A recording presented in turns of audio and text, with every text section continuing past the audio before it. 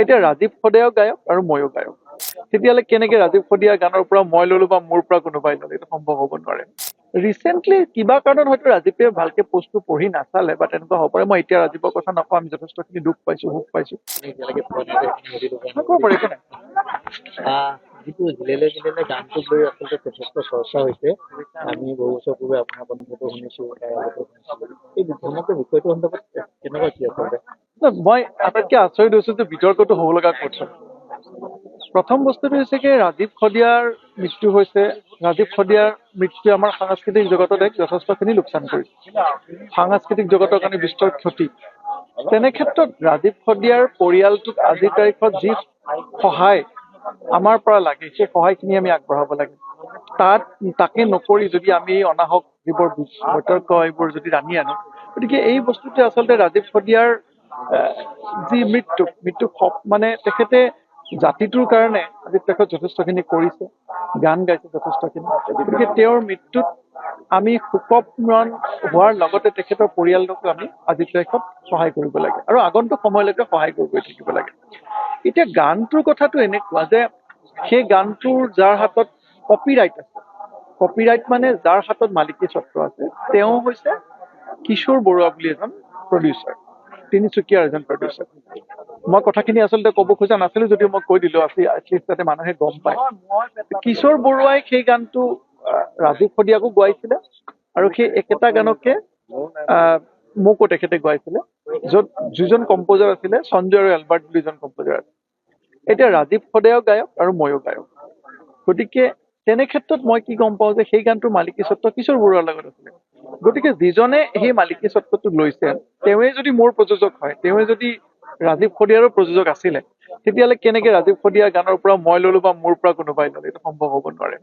গতিকে সেইটো ভুল বুজাবুজি এটা হৈছে, সেইটো মই আঁতৰাই দিছো। আৰু ৰাজীৱ সদিয়াৰ লগত আমাৰ সেইটো কথা আগতে 15 বছৰ আগতে হৈছে, যেতিয়া গানটো ৰিলিজ হৈছে। ৰিচেণ্টলি কিবা কাৰণত হয়তো ৰাজীৱে ভালকে পোষ্টটো পঢ়ি নাচালে বা তেনেকুৱা হ'ব পাৰে। মই এতিয়া ৰাজীৱৰ কথা নকওঁ, আমি যথেষ্টখিনি দুখ পাইছো, সুখ পাইছো। এইখিনি সময়ত ৰাজীৱ হেৰাই গৈছে, সেইটোৱে আমাৰ কাৰণে বহুত ডাঙৰ খবৰ। সেই পোষ্টটোত মই লিখিছিলো আমাৰ গান বুলি। মই মিডিয়াৰ যিসকল বন্ধু আছে তেখেতসকলক সেই পোষ্টটো দেখুৱাবলৈ মই অনুৰোধ জনালো। তাত লিখা আছে আমাৰ গান বুলি। আমাৰ আৰু মোৰ মাজত নিশ্চয় পাৰ্থক্য আছে।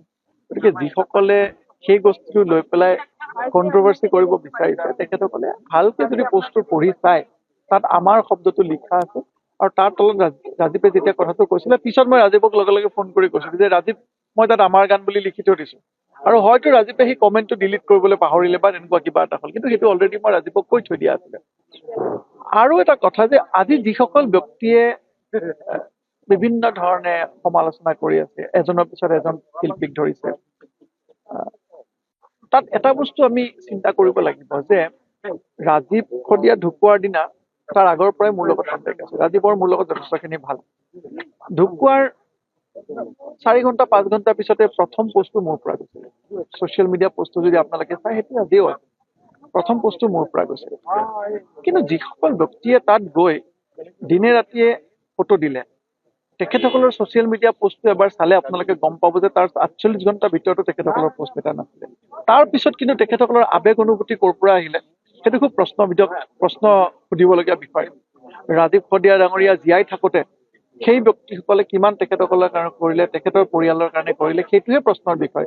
আজি তেখেত ঢুকাই যোৱাৰ পিছত নিজৰ ৰাজনৈতিক লাভালাভৰ কাৰণে তাত গৈ যদি কোনোবাই ফটো দিয়ে, নিজৰ ৰাজনৈতিক লাভালাভৰ কাৰণে তাত গৈ যদি কোনোবাই ভাত বনোৱা হয়, নিজৰ ৰাজনৈতিক লাভালাভৰ কাৰণে যদি তাত 1.5 লাখ 2 লাখ মানুহ ৰাজীৱক ভাল পায়, অসমীয়া মানুহ তাত গৈ সেই মানুহখিনিৰ ওচৰত যদি তেখেতে তাত নেতা হবলৈ হয়, তেতিয়াহ'লে এইটো কিমান এটা সমীচীন কথা, সেই কথাটো অসমৰ ৰাইজে আজিৰ তাৰিখত বুজি পায়। তেনে ক্ষেত্ৰত আমি আগৰ